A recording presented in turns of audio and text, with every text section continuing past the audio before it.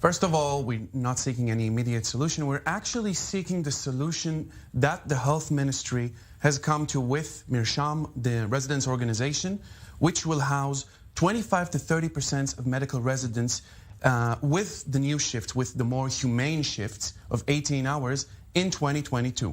What people may not know is that actually the Ministry of Health has backed down from a plan it has approved itself and left only less than 10% of those residents with the 18-hour shifts, which means that 90% of residents will continue to do inhumane, insufferable 26-hour shifts.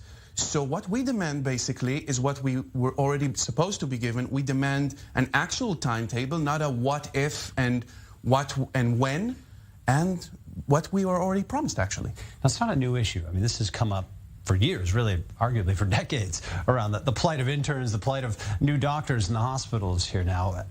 Has this issue simply come to a head where this group or you have decided that it can't go on any longer, taking a stand now? And on top of that, do you think we're likely to see resignations today?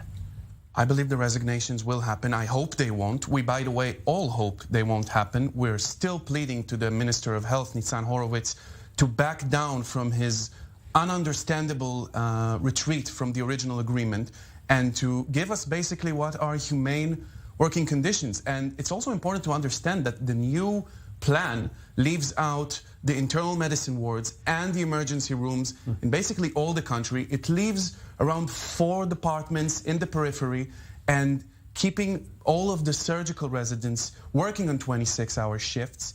And that means that everyone who is going to receive medical treatment in the middle of the night will receive it most likely, in 90% chance, from someone working 20 hours that is unable to think properly and that is basically suffering on his job.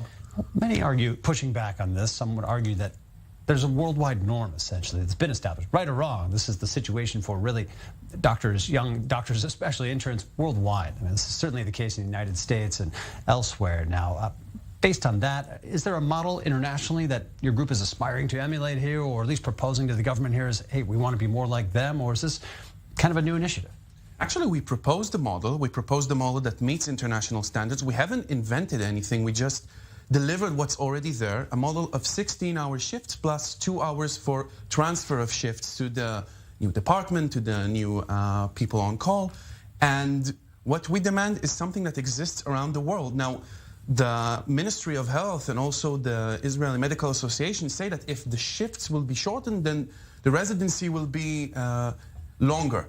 Actually, we have the longest residencies, one of the longest in the world, and the longest shifts. So I think that maybe it's time to realize that this model isn't working and it's only damaging the residents, the patients, and basically everyone who is part of the medical community. Now, among your colleagues, your peers in this movement here now, do you have a sense that it's gaining popularity among the doctors of the country, the young doctors especially, or are you being looked at as a bit of a rogue group within the medical community?